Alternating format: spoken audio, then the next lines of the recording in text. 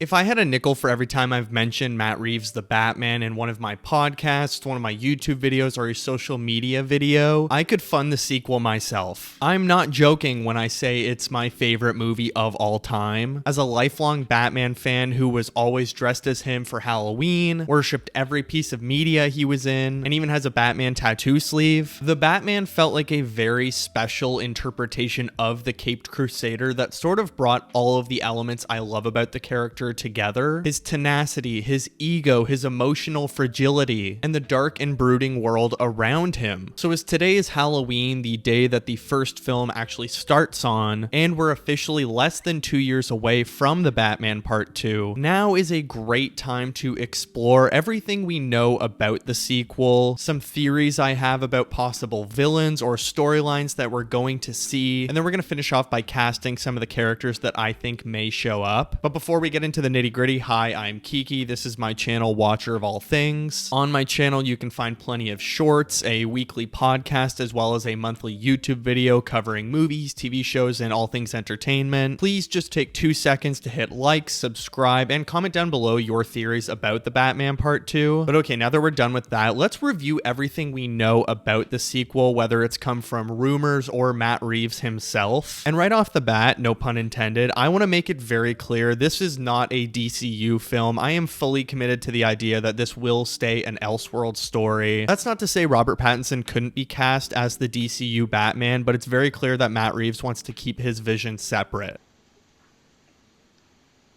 So you're telling me there's a chance?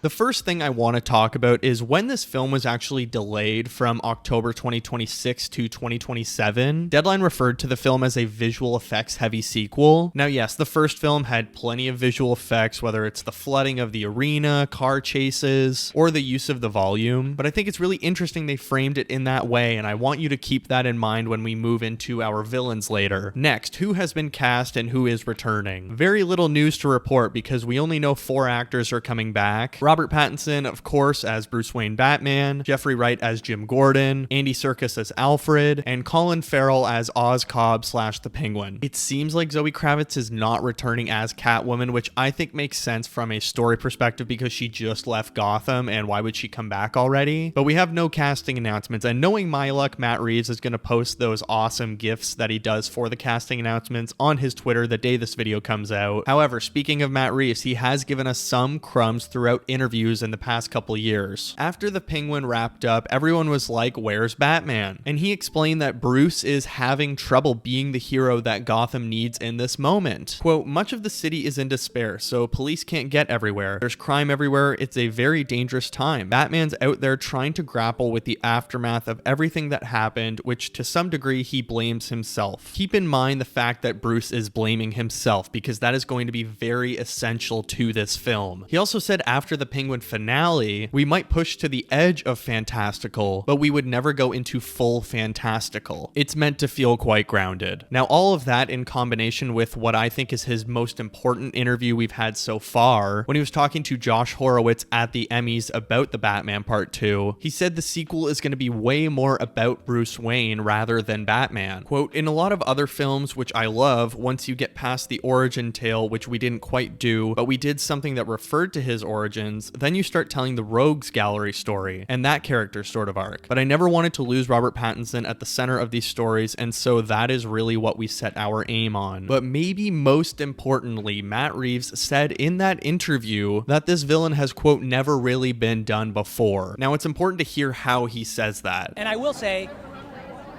never really been done in a movie before. So to me, that seemed like, oh, it could be a villain we've kind of seen before, but maybe not in live action. So maybe a villain that has been shown in an animated film. But that's really all we know about the sequel. It's really just breadcrumbs. It might be visual effects heavy. Bruce is struggling to be Batman while Gotham is in despair. It might push towards fantastical, but most importantly, the villain hasn't really been done before. So keeping all of that information in mind, I want to jump into the villains and possible stories that we might see adapted for the Batman Part 2. Who are some villains that we haven't really seen in live action or in the movies in general? Well, that's tough to narrow down because Batman probably has one of the biggest rogues galleries in all of comic books. Knowing Matt Reeves, it won't be some obscure character like Calendar Man, Bat-Zaro, or Sewer King. It's going to be a fairly recognizable mainstream-ish villain that probably a lot of comic fans and maybe even the general public will recognize. Like Clayface, I think a lot of people would recognize him as a character, and he would prove the visual effects heavy element that those rumors were talking about, and we haven't seen him in live action. And there were rumors before the DCU Clayface film got off the ground that Matt Reeves was going to use Clayface and Scarecrow in his sequel, but James Gunn, as per usual, shut that down, so maybe not. But that's not to say he couldn't be one of the villains. More on that later though, because he's important in one story in particular. What about Mad Hatter? Could we get a mind control story where a scientist, Jervis Tetch, uses his technology to influence the rich and powerful in Gotham? Possibly, but I feel like he's not a big enough fish for this world that we're going through. And I feel like he's too similar to Paul Dano's Riddler, who just did a bunch of jigsaw traps on all the wealthy in Gotham. And remember, this film is going to go deeper and more personal for Bruce, and I don't know if there's a Mad Hatter Bruce connection, so I'd put Mad Hatter low on the list. This one's kind of a crazy idea that I haven't seen rumored anywhere, and I'm just taking a shot in the dark. But what if this movie does a live action adaptation of Batman Ego? I read Darwin Cook's story for the very first time recently, and I thought it would make an insane live action adaptation with Robert Pattinson specifically. It would be a huge swing from Matt Reeves, but hear me out. The city is struggling to recover from the floods. Batman can't be everywhere. After an exhausting couple of weeks, Batman is hunting down a member of one of the crime families, maybe like Buster Snibbs from the comic. When he finally catches him, Buster attempts to commit suicide. Batman saves him, trying to be that beacon of hope that he wanted to be at the end of the first film. Buster is pissed and tells Batman that he's already a dead man walking because he ratted out on the gang. Then he admits that he murdered his own family to protect them from being hurt by others. Then he shoots himself right in front of Bruce. Then we get a grounded, bordering on fantastical adaptation of Batman Ego. Bruce is struggling to see a future where he can continue to be Batman. That's when he hallucinates the fear or the ego. And to make it grounded, we take the Sam Raimi Green Goblin approach, where it's the Batman mask talking to Bruce. Maybe we even do some of the mirror reflection fun stuff. Robert Pattinson gets to do the voice for Ego, which he always does really weird voices, and he could have a lot of fun with that. And we can even have visions of Thomas and Martha Wayne. Call me crazy, but that would be so cool. Maybe we even put it in the middle of the film after Bruce finds out some crazy stuff about his family. He has the Buster Snibbs moment, but then he goes on to save the day. And if Matt Reeves wanted to go full-on CGI Ego, go for it. I'm in your corner. I think it's on the lower end of possible stories, maybe even impossible, but what the hell, why not? Now, building on Batman Ego, we do see a panel in that comic where Hugo Strange shows up. He talks about Batman craving fame and suffering from schizophrenia or a split personality disorder. Hugo Strange, for those who don't know, is one of Batman's oldest villains. He first debuted in Detective Comics 36. At first, he was a bit of a mad scientist, but now he's much more of a Batman-obsessed psychiatrist. I think he has a big chance of showing up given that Matt Reeves was developing an Arkham Asylum TV show. We know from the first film that Bruce's mom, Martha Wayne, came from the Arkham family, and when she was 15, her mother killed her father and then killed herself, causing Martha to struggle with her mental health, and she was in and out of Arkham Asylum and Arkham Hospital, and there was a huge payoff to keep this covered up. That's where Hugo Strange could come in. Maybe he's a little older and actually treated Martha as a teenager. Hugo Strange keeps going on talk shows and discussing the Martha Wayne revelation, maybe starts some rumors that Bruce Wayne might be like his own mom because he's such a recluse. There's a lot of potential there, and maybe that's how we get the personal Bruce Wayne angle. But if he's the villain, where does the crime element of the story come from? How do we get deeper into Gotham's issues? Maybe Arkham Asylum and the Arkham family were big in the drops industry, and that's how they keep the lights on. Who knows, but I think Hugo Strange could be a really fun inclusion in Matt Reeves' sequel. But I have two villains slash comics that are most likely to be the focus of the Batman Part 2. The first one being Batman Hush. There's so many Easter eggs pointing to Hush being the next villain, and if Matt Reeves isn't adapting that story, it's very clear that he is a fan of it at least. As we just spoke about in The Batman, Riddler puts out that expose video about Thomas Wayne and Carmine Falcone. The video says that during Thomas Wayne's mayoral campaign, Edward Elliot, a Gotham Gazette journalist, discovered Martha Wayne's hidden past. Thomas tried to bribe Elliot for the sake of protecting his wife and his young son Bruce. Falcone eventually took it too far and killed Edward Elliot, possibly even the Waynes. But biggest of all, while that information is being revealed in the video, the word hush flashes on the screen, and another Easter egg is the bridge that we see in The Penguin called Elliot Bridge, referring to the wealthy Elliot family in Gotham. Spoilers for the Hush comic. If you don't want to know anything about it, skip ahead like 20 or 30 seconds. Now, this is the perfect setup for Thomas Elliot, the childhood best friend of Bruce Wayne, to return to Gotham from Philadelphia. After seeing that video, he returns to Gotham after 15 or 20 years to get revenge on Bruce Wayne. But obviously, he returns to just act like it's all good, everything's forgiven, it wasn't his fault. I think this all makes sense, and given what we know about the sequel so far, it kind of ticks all the boxes. It could be a visual effects heavy story where Clayface is involved to impersonate Elliot or maybe even Thomas Wayne, similar to that Jason Todd moment. Obviously, it's a personal story about Bruce Wayne. Could it dig deeper into the crime world of Gotham? Absolutely. Carmine Falcone kind of hinted that Elliot was on the payroll of the Maroney family, so Hush can be part of the gang world as well. And I would really love if they didn't tie in the whole Riddler's involved thing. He's already sort of behind Hush because he released that video in the first film. Also, Hush has never really been done in a movie before, at least not in live action. There was the 2019 Batman Hush animated film, but again, the way Matt Reeves said that, I feel like he's not counting animated films. So even if Hush isn't the villain of the Batman Part 2, I could totally see him being set up for the third and final film, especially if Matt Reeves is going for what I think is the most probable choice for the villain of the Batman Part 2, the Court of Owls. For those who don't know, the Court of Owls is this secret society that has been controlling Gotham in the shadows for centuries. Now, I know what you're thinking, and this is a very popular argument against the Court of Owls showing up. We just had Carmine Falcone who was controlling everything from the shadows. Yes, because he was only in control after the death of Thomas and Martha Wayne using the renewal fund. Before that, however, there was another group in charge. I first got this idea when the cast of The Batman did this video with Vanity Fair where they were reading fan theories about the movie. Jeffrey Wright shares a theory stating, "I think Thomas and Martha Wayne were the leaders of the Court of Owls." And immediately Paul Dano and Robert Pattinson's heads shoot up. They seemed super into it, and maybe, just maybe, Matt Reeves told them to read it and at least be aware of it for the future films. And this is a much smaller hint at why I think it might be the Court of Owls, but Matt Reeves changing Oswald Cobblepot's name to Oz Cobb. The last name Cobb is very significant to the Court of Owls storyline. The soldier of the Court of Owls, Talon, is named William Cobb. Coincidence? I think not!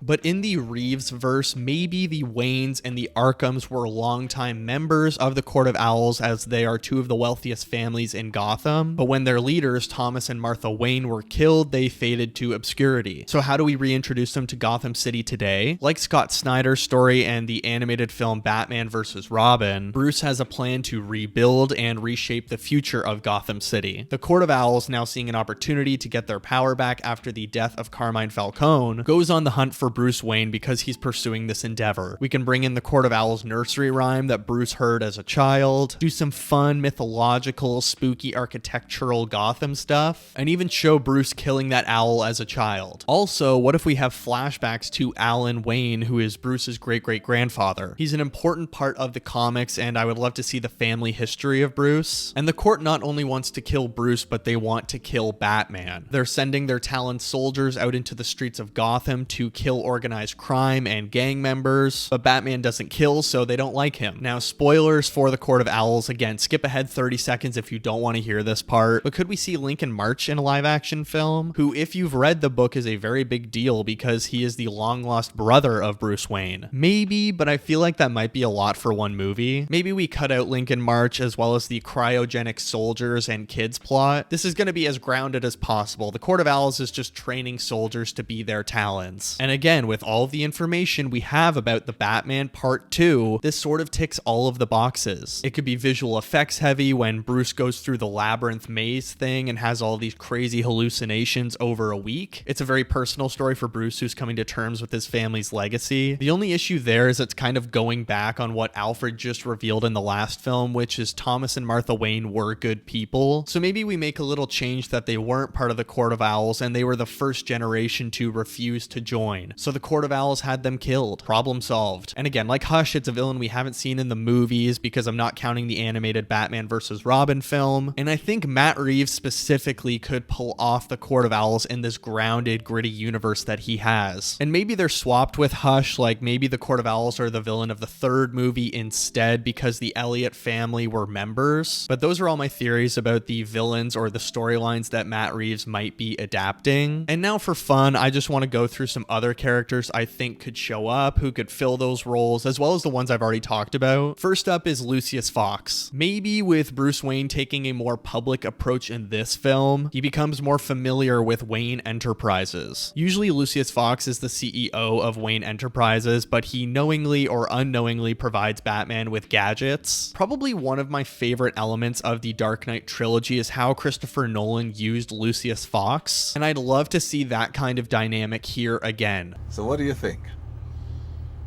Does it come in black? Maybe he lets Lucius in on his secret and he's absolutely blown away by what Bruce has built so far, but he has some suggestions for upgrades. And I have one actor in mind who I'd really like to see in this role. Sterling K. Brown. He's smart, charming, and super cheeky. He'd provide a really good contrast with just how depressing our Bruce Wayne is in these films. Next up, a villain who could be a fun side character, Scarecrow or Jonathan Crane. When I saw the effects of the Bliss drug in The Penguin, I was 100% sure that somehow Scarecrow is involved in this. Maybe his fear toxin is a development of that drug, or it's at least part of it. And as mentioned, there were rumors that Clayface and Scarecrow were going to play big roles in the Batman Part 2, but who could play Matt Reeves' Scarecrow? I'm going for a younger actor because I love the adaptation from Batman the Animated Series, as well as Cillian Murphy, who was pretty young in Batman Begins. And my pick is Austin Abrams from Weapons. He might be a little busy because he's about to do Zach Krieger's Resident Evil film, but I think he has the physicality for it. He has a very unique look, and if you've seen Weapons, he has experience with needles, so maybe he would be fine with the needle fingers that Scarecrow usually has. Next up, with corruption and crime going crazy in Gotham City, I think it's time for the new DA to step up. Enter Harvey Dent. I don't necessarily want to see him become Two-Face in this film, but seeing the uneasy split personality teaming up with Batman and being best friends with Bruce Wayne might be interesting. And I could have sworn there was a Harvey Dent Easter egg somewhere in The Penguin. If you can find it, let me know. And my casting choice is actually someone that was rumored to be playing him a year ago, even though it was shut down by James Gunn. Boyd Holbrook. You might know him from The Bike Riders, A Complete Unknown, Indiana Jones and the Dial of Destiny, or probably most likely you know him from Logan. He's very charming, but I think he can do the nut job Harvey Dent very well. A close second option is actually another Weapons actor, Alden Ehrenreich. He's been doing a lot of fun stuff the last couple of years, and I think he would be really cool in the Harvey Dent role. A lot of people online have said John David Washington, but I don't know. I'm not a big fan of it. Another character that might show up, although I think it's more unlikely than it is likely, Robin, specifically Dick Grayson. If Matt Reeves wanted to introduce Robin after Batman's only been fighting crime for 3 years, I think it could work. And there's one specific actor who has actually said he wants to play Robin, and I think he'd be a great fit. Mason Thames from the Black Phone 1 and 2, as well as the How to Train Your Dragon live action film. He's like 5'8" or 5'7". He's 18 years old. He's very athletic. He even looks like a classic Dick Grayson. And he's literally stated in interviews when asked who he would want to play in a DC film, The Flash or Robin, preferably Dick Grayson or Tim Drake. Maybe the only problem with this is that the DCU might want him as their Robin, Robin, so they'll get a little bit protective and Matt Reeves can't get him. But if we're introducing Robin while Batman is being hunted down by Hush or stalked by the Court of Owls, I think Mason Thames would nail it. Okay, now we're casting the characters that we spoke about in the villains and storyline section. First up is Clayface. We already have one Clayface coming in the DCU, but there's plenty of interpretations of this character to choose from. I literally have zero parameters for this other than maybe having a kind of cool voice. And I'm picking Jason Clarke, who Matt Reeves worked with in one of the Planet of the Apes films. He has a pretty fun voice and it could be mostly voice acting, so it doesn't really matter how old he is. I feel like he could pull it off and maybe Matt Reeves would love to work with him again. And what about the Mad Hatter? Well, I would really like a weirdo to play the Mad Hatter, like an odd duck actor who can play that obsessive scientist who's living through an Alice in Wonderland fantasy. I want him to be a little shorter. He could even be a little older and a little bit spunky. I think Elijah Wood play a really good Mad Hatter. He's fun, he's eccentric, and no offense to him, but he looks a little creepy. Plus, if the Lord of the Rings taught me anything, he can play obsessed. So I'm locking in Elijah Wood as Mad Hatter. But a big one physically and metaphorically, I guess, is Hugo Strange. Normally, he's a pretty physically capable dude. He wears funny little glasses and has a fun beard. And there's a lot of actors who could pull it off. There's some very obvious ones from the internet that people are just sort of clinging to, and I don't hate them by any means. The first one being Dave Bautista. I think he is a fantastic actor. I've loved watching him grow since the first Guardians of the Galaxy film. And if you took anything from Blade Runner 2049, he is not only a very good actor, but he can wear fun little glasses. Is he physically capable? Yes, although he has slimmed down a little bit over the last couple of years, but I still think he's a very good candidate. The other one I've seen a lot on the internet is Hugo Weaving. I've seen so many fan-made photos of him, which I appreciate because they're not AI generated. He's a very successful actor who has been in some big franchises. But hear me out with my fun one that I just thought about this month. The hierarchy of power in the DC universe is about to change. Dwayne Johnson. Wait.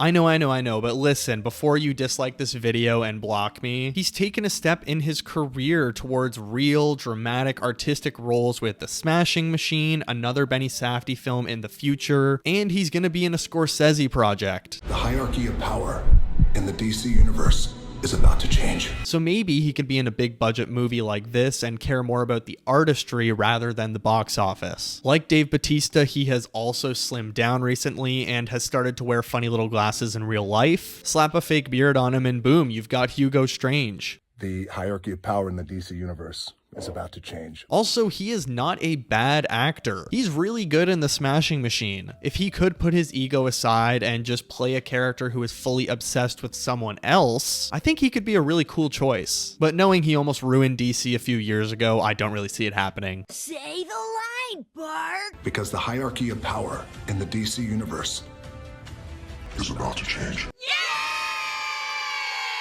Now, one of the villains who is likely to show up, Hush or he needs to be handsome, he needs to be in good shape, and basically be a more eccentric version of Bruce Wayne. I think there's a few actors who could pull it off, but I think Jamie Dornan would be really fun in this role. I believe he knows Robert Pattinson and even lived with him in the past, so maybe that'll help with some fun past history that they could bring on screen. He's a good dramatic actor, he's very handsome, and he could probably do the hidden maniac really well. He's been fan cast in so many comic book movies, but has yet to be in one, so maybe this will be the one he finally picks. Next up is a character I think they could possibly cut out if they're doing the Court of Owls, but it's Lincoln March. He's a handsome business type dude who supports Bruce's vision for a revitalized Gotham. He should be kind of tall, a little bit buff, but nothing too insane, and he should look around the same age as Robert Pattinson, if not 3 years younger. This is maybe my least confident pick, but Will Poulter might be an interesting choice. You could darken his hair, he does a really good American accent, like to the point where a lot of people didn't know he was actually British, and he's in really good shape, so it's not a massive change for him. Maybe a better pick would be Joe Alwyn. He was great in The Brutalist. I loved him in Kinds of Kindness. I think with dark hair he'd be a better choice than Will Poulter, but honestly if they completely cut out Lincoln March and focus on this next villain, I'll be happy. And that next villain is Talon, the main soldier of the Court of Owls. For William Cobb or Talon, I have one choice who I've had from the very beginning. As soon as I watched Batman Batman vs. Robin and read Scott Snyder's stories, I had this actor in mind. Lee Pace. I like that he's a little older than Robert Pattinson. He's in very good shape. He's 6'4", so he's just as tall, if not taller. He was great as Ronan in the MCU, but Talon would be a very different task. He needs to be agile. He needs to be straight to the point and maybe even a little bit arrogant. I'm excited he's on the next season of Invincible, and if anything, it shows he doesn't mind joining a franchise. So why not make him the main soldier of the Court of Owls, Talon? But there you have it. That's everything we know about the Batman Part 2, some possible villains or storylines I think they may adapt, as well as some other characters who could show up and who might fill those roles, as well as the roles we spoke about before. Needless to say, I am very excited for this movie, and I hope we keep a lot of the great stuff from the first film, but I'm also very interested in a story more focused on Bruce Wayne, how it's going to tie into the Penguin, and how it might set up a future third film. I hope you've enjoyed this video as much as I enjoyed making it. I've been wanting to make it for so long, but I feel like we really didn't have any big news to talk about until that interview with Josh Horowitz. If you want to hear more stuff like this, you can check out my podcast, Watcher of All Things. It's my weekly podcast where I discuss movies, TV shows, and all things entertainment, with new episodes dropping every Monday. You can find it wherever you get your great podcasts or right here on this wonderful YouTube channel. And once again, while you're here, hit like, subscribe, and the notification bell so you know when new podcast episodes or videos drop. More importantly, comment your theories for the Batman Part 2. Who will be the villain? Will Robin show up? Is David Corenswet going to be in a mid-credit scene? Probably not, but I don't care how crazy your theory might be, drop it below. But that's all I got for you today. Thank you so much for watching this video. Take care of yourselves, and I will see you in the next one.